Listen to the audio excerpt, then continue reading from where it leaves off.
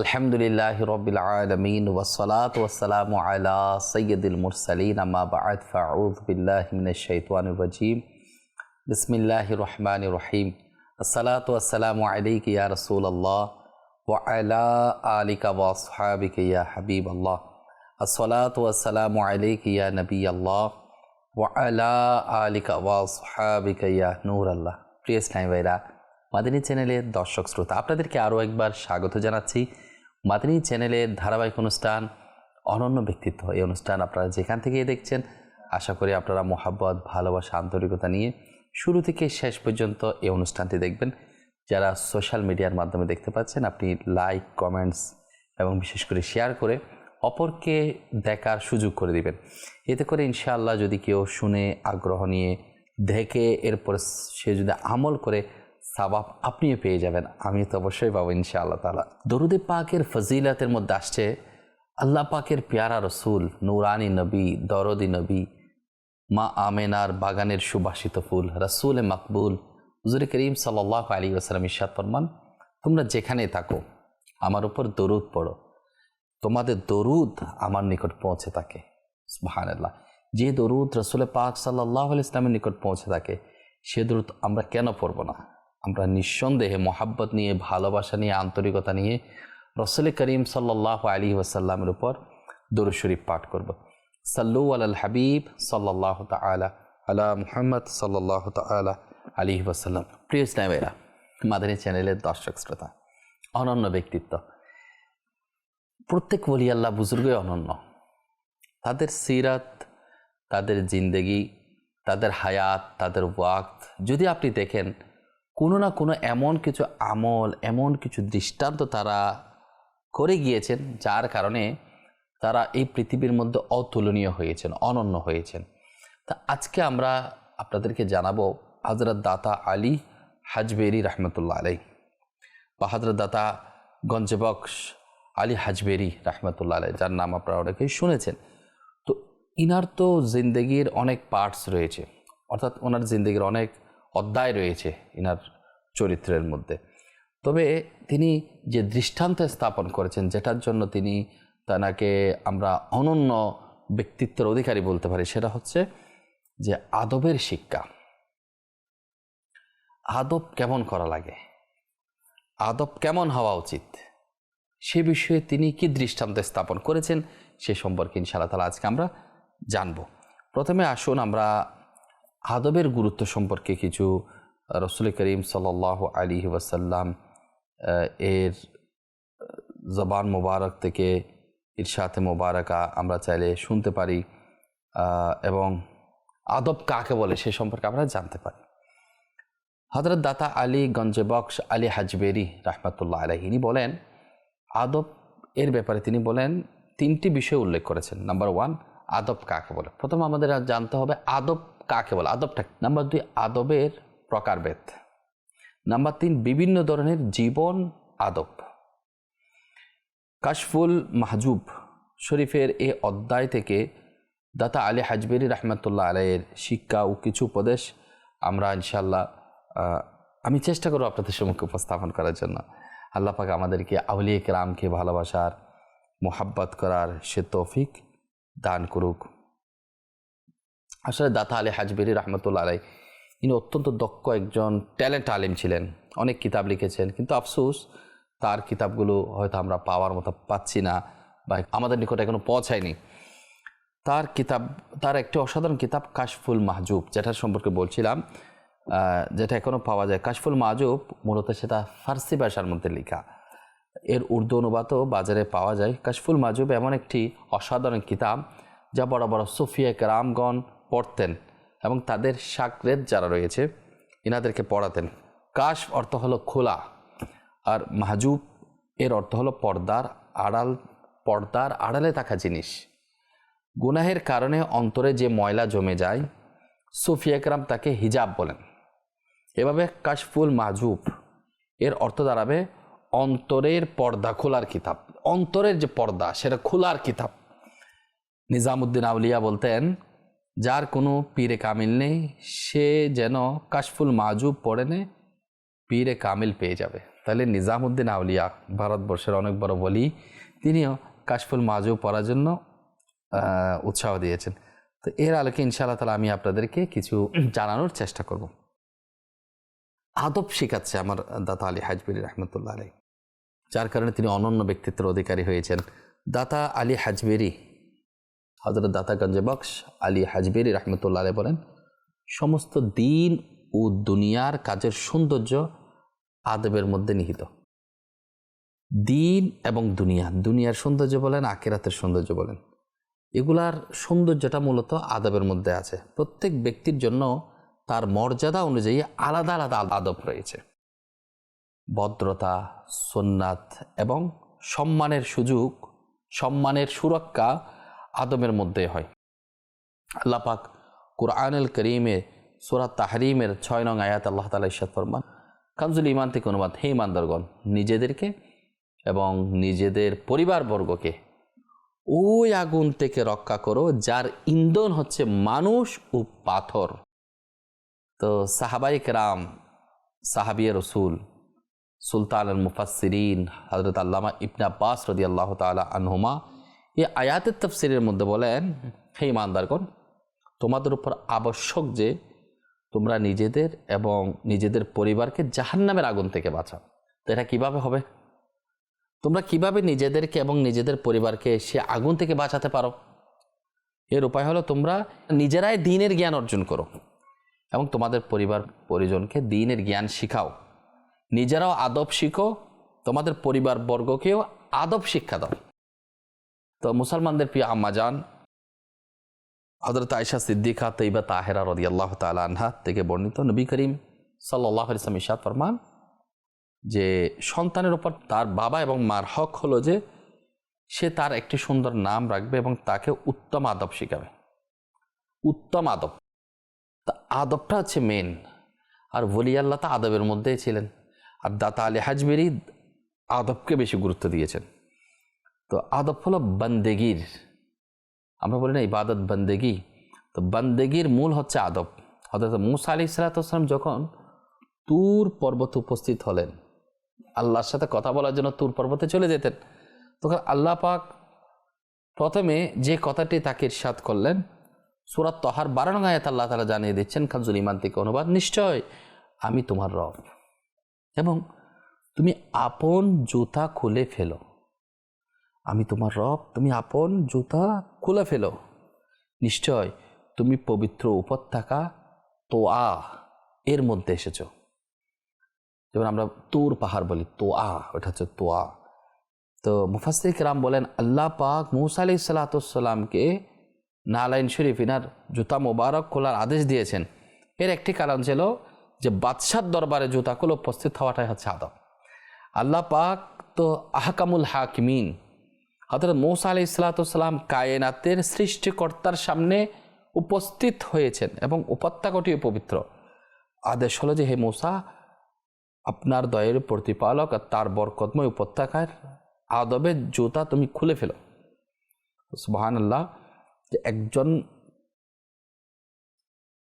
আল্লাহর প্রেমিকের জন্য, যে আল্লাহকে ভালোবাসে, যে বন্দেগী করতে চায়, তার জন্য প্রথম শর্ত, প্রথম কন্ডিশন হচ্ছে মানুষ উচ্চ পর্যায়ে পৌঁছানোর জন্য, মর্যাদা বৃদ্ধির জন্য তাকে আদবওয়ালা হতে হবে। হযরত জালাল বসরি রহমতুল্লাহ বলে, ঈমানের দাবি হলো যে বান্দা শরীয়তের উপর আমল করবে। যে শরীয়ত জানে না সে কামিল ওয়ালা হতে পারে না। শরীয়ত আদব শিখায়, সুতরাং যে আদব জানে না তার ঈমানও কামিল নয়, সে শরীয়তও জানে না। আলা হযরত ইমাম আহলে সুন্নাত ইমাম আহমদ রাজা খান রহমতুল্লাহ বলেন, যে বা যার আদব নেই তার দ্বীন নেই। তো আমরা নিয়ত করি ইনশাআল্লাহ আল্লাহ পাক আমাদের উপর দয়া করে আমরা আদবওয়ালা হই, কারণ আদবওয়ালাদেরকে আল্লাহ পাক পছন্দ করে। এখন দাতা আলী হাজবেরি আদব শেখাচ্ছেন আমাদেরকে। আসুন আমরা দাতা আলী হাজবেরি আদব শেখানোর ক্ষেত্রে কি অনন্য ভূমিকা রেখেছেন। তিনি বলেন, আদবের 3টা প্রকার রয়েছে, 3 ধরনের। প্রথম হলো আল্লাহ পাকের আদব। এটি সবচেয়ে গুরুত্বপূর্ণ এবং সবচেয়ে বেশি গুরুত্ব রাখে আল্লাহ পাকের ব্যাপারে আদব করা। যেমন যে অনেক বড় দুনিয়ার যে হোক না কেন, সে তো আল্লাহর বান্দা। সে ডাক্তার, তো সে পরেই ডাক্তার, সে তো আল্লাহ পাকের বান্দা। যে বড় আলিম, সে তো পরেই আলিম, আল্লাহ পাকের বান্দা। যে ইঞ্জিনিয়ার, সে তো পরে ইঞ্জিনিয়ার, সে তো আল্লাহ পাকের বান্দা। যে মনে করেন অনেক বড় উচ্চ মর্যাদার সমাসীন হয়েছে, সেটা তো সমাসীন হবাটা পরে, প্রথমত সে আল্লাহ পাকের বান্দা। তো আল্লাহ পাকের বান্দা হওয়ায় আদবের প্রতি খেয়াল রাখা উচিত আল্লাহর ব্যাপারে। আচ্ছা, বান্দা হওয়ার আদব অনেক। ইমাম শারানি রহমতুল্লাহ আলাই ওনার কিতাবের মধ্যে লিখেছেন, যেখানে অনেক বন্দেগীর আদব বর্ণনা করা হয়েছে, যে একটা কিতাব। তো ওনার এক কিতাবের মধ্যে তিনি লেখেন, বান্দা হওয়ার একটা আদব হলো, বান্দা সব সময় নিজের মনোযোগ আল্লাহ পাকের দিকে রাখবে, নিজের অ্যাটেনশনটা আল্লাহ পাকের দিকে রাখবে। নিয়মিত যেমন নিয়ামত পেল, দন দৌলত পেল, সন্তান সন্ততি পেল, সুখ শান্তি পেল, যে কোনো নিয়ামত, এবং সে নিয়ামত পাওয়ার পরে সে আল্লাহকে স্মরণ করবে, আল্লাহ পাকের দিকে, সেটা যে আমার আল্লাহ পাক আলহামদুলিল্লাহ আমাকে দিয়েছেন। আল্লাহ পাকের সর্ব অবস্থায় সে খেয়াল করবে। তো সর্ব অবস্থায় আল্লাহ পাকের হক আদায় করতে থাকবে। সে সবসময় আল্লাহ পাকেরই আকাঙ্ক্ষায় থাকবে, যে কারণ সব নিয়ামত ভান্ডার আমি জগতের মধ্যে যা পেয়েছি তা আল্লাহ পাকের কুদরতের পক্ষ থেকে পেয়েছি, আল্লাহ পাকের মাধ্যমে পেয়েছি, আল্লাহ পাক আমাদেরকে দিয়েছে। বান্দা সব সময় আল্লাহ পাকের সন্তুষ্টি অর্জন করার জন্য চেষ্টা করে। এটা হচ্ছে আল্লাহ পাকের ব্যাপারে আদব করা। তার প্রতিটি সিদ্ধান্তকে মনে প্রাণে গ্রহণ করে, সেটা আপনার বুঝে আসুক কিংবা বুঝে না আসুক, ফয়সালা যখন আল্লাহর, তো মেনে নিতে হবে। দুঃখ আসছে, পেরেশানি আসছে, মুসিবত আসছে, যে আমার রব আমার জন্য বলা ফয়সালাটাই করবে, এটা মেনে নিতে হবে। যা তিনি দেন তাতে খুশি থাকবে, যা পেলাম না তার জন্য দুঃখ অভিযোগ করবে না, সুখ পেলে অবাধ্য হবে না, আল্লাহ পাকের সন্তুষ্টির আকাঙ্ক্ষায় থাকবে। আল্লাহ পাক আমাদেরকে নিজের ইবাদত বন্দেগীতে আল্লাহ পাকের দিকে মনোবেশন করার, আল্লাহকে স্মরণ করার তৌফিক দান করতে। দাতা গঞ্জে বক্স আলী হাজবেরি রহমতুল্লাহ আলাই আমাদেরকে গাইডলাইন দিচ্ছে, দিক নির্দেশনা দিচ্ছে, আমরা যাতে আল্লাহওয়ালা হই, আল্লাহ পাকের ব্যাপারে আদব করার ব্যাপারে। এমনি বলতে আমি আল্লাহকে আদব করি, কিন্তু আমার চাল চলনে এটা আদবের মধ্যে নাই, তাহলে তো হলোই না। আচ্ছা, এক পীর সাহেব, এর ঘটনা আপনাদেরকে বলি। তার বয়স্ক মুরিদদের পরিবর্তে তিনি তার তরুণ যারা মুরিদ রয়েছে তাদেরকে বেশি সম্মান প্রদর্শন করতেন। পীর সাহেব তার মুরিদদের প্রতি সম্মান প্রদর্শন করতেছে, দেখেন কেমন। তো সেটা যারা বয়স্ক ছিল তারা সেটা মানতে পারলো না, যে আমরা তো অনেক মুরিদ আছি, যারা তরুণ আছে তাদের প্রতি তিনি স্নেহ দিচ্ছেন, তাদেরকে সম্মানের চোখে দেখতেছেন। তো তারা সেটা বুঝতে পারলো না। তো বলল, হুজুর বিয়াদবি মাফ করবেন, এখানে তো আপনার অনেক মুরিদ আছে, আপনার এত মুরিদের ভিতরে আপনি এই তরুণকে আপনি মহব্বত করছেন, তার প্রতি সম্মান প্রদর্শন করছেন, এর কারণটা কি? তো বলছে, আসলে আমার এই মুরিদ আদব এবং বুদ্ধিতে তোমাদের সকলের চেয়ে শ্রেষ্ঠ। তার বুদ্ধির কারণে, আদবের কারণে আমি তাকে সম্মান করি, তাকে আমি স্নেহ করি, যে গুণগুলো সেটা অন্যদের মধ্যে নেই। তা আসলে তোমাদের একটা, আমি জিনিসটা বোঝানোর জন্য আমি তোমাদেরকে একটা ফয়সালা দিচ্ছি। যে পীর সাহেব কিছু পাখি আনলেন, সকল মুরিদকে একটি একটি পাখি ডিস্ট্রিবিউট করলেন, একটি ধারালো ছুরি সবাইকে দিয়ে দিলেন। বলেন, এমন একটি জায়গায় তোমরা গিয়ে এই পাখিটা তোমরা জবাই করো যেখানে তোমাদের দেখার মতো আর কেউ নেই, এমন একটা জায়গা, প্লেস তোমরা নির্ধারণ করে সেখানে তোমরা এই পাখিটা জবাই করে আমার কাছে নিয়ে আসো। এখন সবাই একই কাজ করলো, যে পাখিটা পীর সাহেবের হুকুম মোতাবেক যাকে যে পাখি দিছে সেটা জবাই করে পীর সাহেবের দরবারে হাজির করলো। কিন্তু ওই তরুণ যুবক, যা বুদ্ধিমান ছিল, যে আদবওয়ালা ছিল, সে কি করলো? সে জীবিত পাখিটা আবার নিয়ে আসলো। কিরে, সবাই আমার হুকুম পালন করলো, তুমি এটা কি করলে? আপনি তো বলেছেন এমন জায়গায় গিয়ে সেটাকে জবাই করো যে পাখিটাকে যে কেউ দেখতে পাবে না। আমি যেখানে যাচ্ছি আমার স্মরণ চলে আসছে, আমার আল্লাহ তো আমাকে দেখছেন। আমি পৃথিবীর কোন জায়গায় যাব, আমি কোন স্থানে যাব যেখানে গিয়ে আমি এটা জবাই করতে পারি, কারণ আমার রব আল্লাহ তাআলা আমাকে দেখছেন। তো এখন দেখুন পীর সাহেব এবার জিজ্ঞেস করলেন যে দেখো এতগুলো মানুষের মধ্যে সে কেমন দক্ষ, বুদ্ধি এবং আদবওয়ালা, সে আল্লাহর ব্যাপারে আদব করছে। তো সেজন্য তোমাদের সবার থেকে সে একটু আলাদা। এবং সবার চোখের পর্দা খুলে গেল এবং সবাই ক্ষমা চাইলেন। তো আরজ করলেন, সত্যি এই তরুণ এই সম্মানের অধিকারী। সুবহানাল্লাহ। আচ্ছা, নিজের সাথেও আদব রক্ষা করতে হবে। আজ পর্যন্ত আমরা এটা শুনে আসছি যে অন্যদের ব্যাপারে আদব করতে হবে, কিন্তু কখনো কি এটা শুনেছেন যে নিজেদের ব্যাপারে আদব করতে হবে? তো দাতা আলী হাজবেরি আমাদেরকে গাইডলাইন দিচ্ছেন, শেখাচ্ছেন যে অন্যদের তো আদব করতে হবে, তার সাথে সাথে পাশাপাশি নিজেদের ব্যাপারে নিজেদের আদব করতে হবে। কেন এবার করতে হবে না? কারণ আমাদের এই শরীর, আমাদের এই বডি, আমাদের প্রাণ সব কিছু আমাদের নয়, বরং আল্লাহ পাকের দেওয়া। আল্লাহ পাক ইরশাদ ফরমান কানজুল ঈমান থেকে অনুবাদ, নিশ্চয় আল্লাহ মুসলমানদের নিকট থেকে তাদের সম্পদ ও জীবন খরিদ করে নিয়েছেন। আল্লাহ মুসলমানদের নিকট থেকে তাদের সম্পদ এবং জীবন, আমাদের জান এবং মাল, এগুলো আল্লাহ তাআলা খরিদ করে নিয়েছেন। এখন মুফাসসিরে কুরআন হাকিমুল উম্মাহ মুফতি আহমদ ইয়ারকান নঈমী রাহমাতুল্লাহ আলাইহি এই আয়াতের আলোকে বলেন, মুমিনের উচিত মনে করা যে আমি এবং আমার সম্পদ আল্লাহ পাকের কাছে বিক্রি করে দিছি, এগুলো বিক্রি হয়ে গেছে। আমার কোনো জিনিস আমার নয়। নিজের প্রতিটা অঙ্গ, প্রতিটা মুহূর্ত, প্রতিটি সম্পদকে আল্লাহ পাকের ইচ্ছা অনুযায়ী শুধু ব্যবহার করবে, নতুবা খেয়ানতকারী হবে। জানা গেল আমাদের এই জান আমাদের নয়, এটা আল্লাহ পাকের দেওয়া আমানত। সেজন্য আল্লাহ পাকের দেওয়া আমানত। আত্মহত্যা আপনি করতে পারবেন না, শরীর অঙ্গ কর্তন করে ফেলতে পারবেন না, নিজেকে নিজে আপনি কষ্ট করতে দিতে পারবেন না। কারণ আল্লাহ তাআলা দেওয়া এই বডি আল্লাহ পাকের পক্ষ থেকে এটা নিয়ামত। এটা শুধু নিয়ামত নয়, সেটা আমাদের জন্য, সবার জন্য এক প্রকারের আমানত। আমানতের খেয়ানত করা যাবে না। তো দেখুন দাতা আলী হাজবেরি আমাদেরকে ওই গাইডলাইনগুলো দিচ্ছে যেগুলো আল্লাহ পাক নির্দেশ দিয়েছেন। তাহলে অন্যের ব্যাপারে আদব করা, তাহলে প্রথমে আসলে আল্লাহর ব্যাপারে আদব করতে হবে, এখন তো এবং নিজের ব্যাপারে আদব করতে হবে। এবং আরেকটা বললাম কি, অন্যদের তো মানুষ আদব করে, নিজের ব্যাপারে খেয়াল করে না। আমার ইচ্ছা মতো আমি চলবো, আমাকে বলার কে, আমার ব্যাপারে মাথা ঘামানোর দরকার কি? না রে ভাই, আপনি আপনার বলতে কিছু নেই, নিজের বলতে কিছু নেই, সব আল্লাহর দেওয়া নিয়ে। তো সেভাবে নিজেকে তৈরি করতে হবে।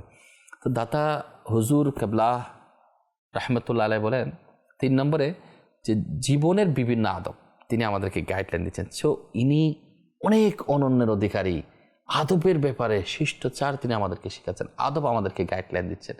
তো দাতা আলী হাজবেরি অনন্য ব্যক্তিত্ব ছিলেন। তো তৃতীয় প্রকার হলো মানুষের সাথে মিলামিশা, উঠা বসা, এগুলোর সময় আদবের প্রতি খেয়াল রাখা। এই স্থানে দাতা হুজুর রাহমাতুল্লাহ আলাইহি বিভিন্ন আদব বর্ণনা করেছেন। আচ্ছা, উত্তম সঙ্গী আপনি সিলেক্ট করবেন, এটা খুবই জরুরি। মানুষের সাথে মানুষের স্বাভাবিক মেলামেশা হয়, সম্পর্ক রক্ষার ক্ষেত্রে সবচেয়ে গুরুত্বপূর্ণ হলো মানুষ সব সময় নেক সঙ্গ অবলম্বন করবে, খারাপ সঙ্গ থেকে সর্বদা দূরে থাকবে। দাতা হুজুর রাহমাতুল্লাহ আলাইহি বলেন, নফসের অভ্যাস হলো তার সঙ্গীদের থেকে আরাম পায়, যে ধরনের মানুষের সঙ্গে বসে তাদের অভ্যাস গ্রহণ করে। আসলে দেখবেন যে মদের বারে বসে সে মদদি হয়ে যায়, মদ পানকারে হয়ে যায়, যে জোয়াটির সাথে বসে আস্তে আস্তে সে জোয়াটি হয়ে যায়। তো বুঝতে হবে এগুলা। তো সম্পর্কটা এ কারণে আমাদের খেয়াল রাখতে, আউলিয়া কেরামের সাথে যদি বন্ধুত্ব হয় তো তাদের বন্ধুত্বের হকের প্রতি মনোযোগ দেন এবং মুরিদদেরকেও উৎসাহ দিয়ে থাকেন, আল্লাহওয়ালাদের সাথে সম্পর্ক করেন। মাশায়েখদের কাছ থেকে বন্ধুত্বের আদব শেখা, তার উপর আমল করা, সেটা ফরজের মর্যাদা রাখে। সুবহানাল্লাহ। হাদিসে পাকের মধ্যে রয়েছে, তিরমিজি শরীফের মধ্যে, মানুষ তার বন্ধুর দ্বীনের উপর থাকে, তাই তোমাদের প্রত্যেকের দেখা উচিত যে সে কার সাথে বন্ধুত্ব করছে, বন্ধুত্বটা কার সাথে করছে। বন্ধুত্বটা যদি ভালো না হয় তাহলে তো হবে না। কাশফুল মাহজুব এর মধ্যে দাতা আলী হাজবেরি রাহমাতুল্লাহ আলাইহি লিখেন, এক ব্যক্তি তাওয়াফ সময় শুধু এই দোয়া করছিল, হে আল্লাহ পাক আমার বন্ধুদের নেককার বানিয়ে দাও। কেউ তাকে জিজ্ঞেস করলো, তুমি এই স্থানে তুমি নিজের জন্য দোয়া করছো না কেন, শুধু তোমার বন্ধুদের জন্যই দোয়া করছো? সে ব্যক্তি খুব চমৎকার উত্তর দিল, বলল, আমি তো ফিরে আমাদের বন্ধুর কাছেই যাব, আমি এখান থেকে ফিরে তো আমার বন্ধুদের কাছে যাব। তারা যদি নেককার হয় আমিও নেককার হয়ে যাব, আর যদি তারা খারাপ হয় তবে তাদের মন্দ স্বভাবের প্রভাবটা আমার উপরও পড়বে। তা আমি আমার বন্ধুদের জন্য দোয়া করছি। এটাই হচ্ছে আদব। তো খাওয়া দাওয়ারও আদব আছে, মেহমানদারির আদব আছে, সব কিছুর মধ্যে আদব রয়েছে। দেখেন দাতা আলী হাজবিরি রহমতুল্লাহ আলাই প্রতিটা কিছুর আদব শিক্ষা দিতে গিয়ে খাওয়া দাওয়ার ক্ষেত্রে কিন্তু আদব তিনি গাইডলাইন দিচ্ছেন। দাতা হুজুর বলেন যে মানুষ খাবার ছাড়া তো চলতে পারে না, তবে খাবার গ্রহণের শর্ত হলো খাওয়া দাওয়ায় বাড়াবাড়ি না করা, অর্থাৎ খুব বেশি না খাওয়া। কারণ যে পেট ভরার চিন্তা থাকে তার গুরুত্ব ও দাম সেটাই যা পেট থেকে বের হয়। হযরতে বাইজিদ বুস্তামি রহমতুল্লাহ আলাইকে গিয়েও জিজ্ঞাসা করেছিলেন, আপনি ক্ষুধার্ত থাকার প্রতি এত জোর কেন দিচ্ছেন? তো তিনি উত্তর দিলেন, কারণ যদি ফেরাউন ক্ষুধার্ত থাকতো সে কখনো খোদা দাবি করতো না। যদি কারণ ক্ষুধার্ত থাকতো সে এভাবে খারাপ আচরণ করতো না। অর্থাৎ মূলত তারা পেট ভর্তি করে খাওয়ার কারণে তাদের অভ্যাসের মধ্যে খারাপ দিকগুলো বেশি আসছিল, তারা আল্লাহকে ভুলে গিয়েছিল। তো খাওয়ার মধ্যে এটা আদব রয়েছে যে একা খাবে না, সে অন্যদেরকেও তাতে অংশীদার বানাবে। দস্তরখানে চুপ করে বসে থাকবে না, সুযোগ বুঝে ভালো কথা বলবে, বিসমিল্লাহ পড়ে খাবার শুরু করবে, খাবার পানি ইত্যাদি সে ভদ্রতার প্রতি খেয়াল রাখবে। দাতা আলী হাজবেরি আমাদেরকে সুন্নতের প্রতি আমল করার ব্যাপারে সুবহানাল্লাহ উৎসাহ দিচ্ছেন। দেখুন না, ওলি আল্লাহগণ বুজুর্গগণ আমাদেরকে খুব সুন্দর দিক নির্দেশনা দিয়েছেন। এবার আসুন দাতা আলী হাজবেরি রহমতুল্লাহ আলাইয়ের ব্যাপারে, যেহেতু আমরা শুনছিলাম, উনি আমাদেরকে খুব সুন্দর সুন্দর গাইডলাইন আমাদেরকে দিয়েছেন। যেমন যারা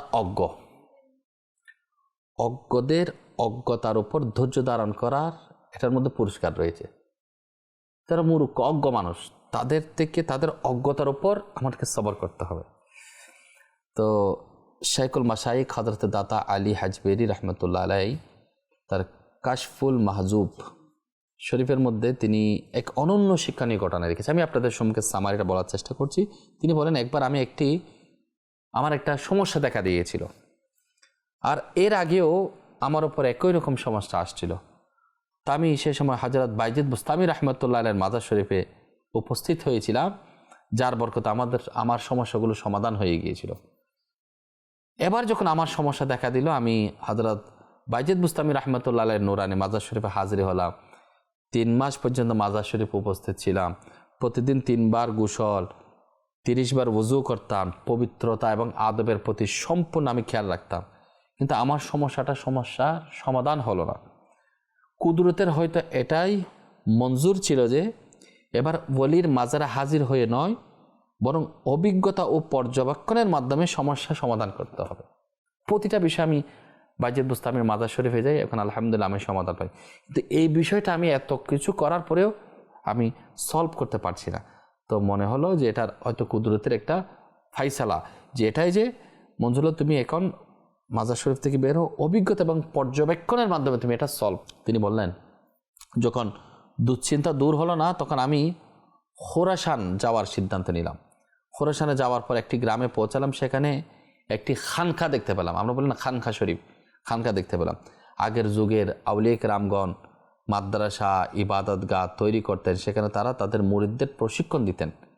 সম্ভবত এই কারণে দাতা আলী হাজবেরি রহমতুল্লাহ আলাইহি রাত কাটানোর জন্য সে খানকাতে গমন করেছিলেন, কিন্তু ওখানকার অবস্থা ছিল ভিন্ন। ওই খানকায় যারা থাকতো তারা ইবাদতকারী ও আলিম ছিল না, তারা ছিল অজ্ঞ, দুশ্চরিত্রবান ছিল। দাতা আলী হাজবেরি রহমতুল্লাহ আলাইহি বলেন, সাধারণ মুসাফিরদের মতো আমার কাছে কোনো মালামাল ছিল না। শরীরে কসকসে পোশাক ছিল, হাতে লাঠি ও উজুর জন্য পানি ছিল। আমার অবস্থা দেখে তারা আমার সাথে হাসাহাসি করলো, কারণ তারা তো অজ্ঞ মানুষ, তারা এক তো অজ্ঞ, দুশ্চরিত্রা, ইবাদতের কাছেও নেই। তা আমার এই অবস্থা দেখে তারা আমার সাথে হাসাহাসি করতেছে। রাত হয়ে গেছিল এবং সেখানে রাত কাটানোটা জরুরি ছিল, তাই জায়গা না থাকা সত্ত্বেও আমি সেই খানকার মধ্যে রয়ে গেলাম।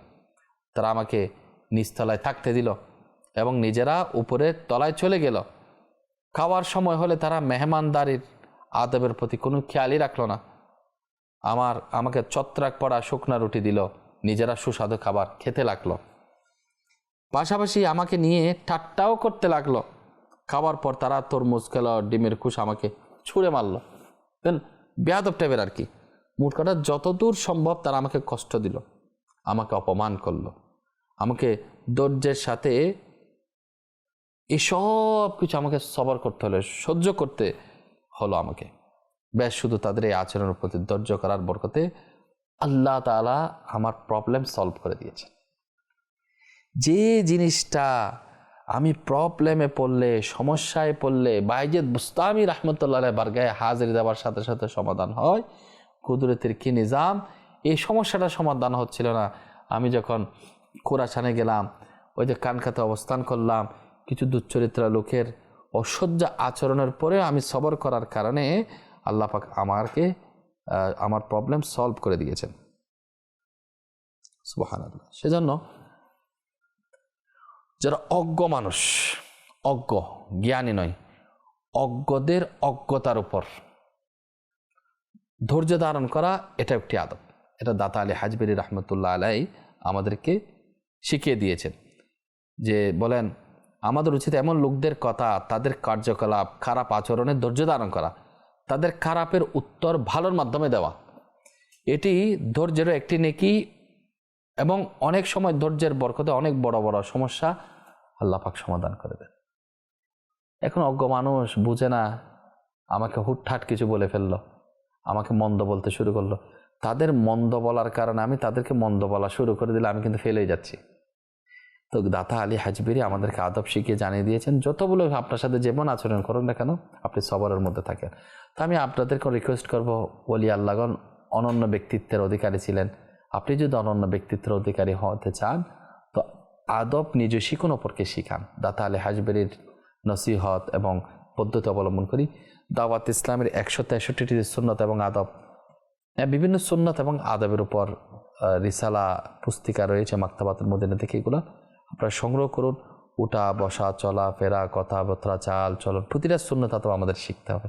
আর প্র্যাকটিক্যাল যদি চান তো কাফেলায় সফর করতে হবে 3 দিনের জন্য, 12 দিনের জন্য, 1 মাসের জন্য, কিংবা একদিন আল্লাহ রাস্তায় সফর করে। ইনশাআল্লাহ আপনাদের অনেক কিছু জানার সৌভাগ্য অর্জন হবে। আল্লাহ পাক আমাদেরকে এই অনুষ্ঠানটি দেখার এবং সুন্নত মোতাবেক আমল করার সে তৌফিক দান করুন। আমিন বিজাহিন আমিন আমিন।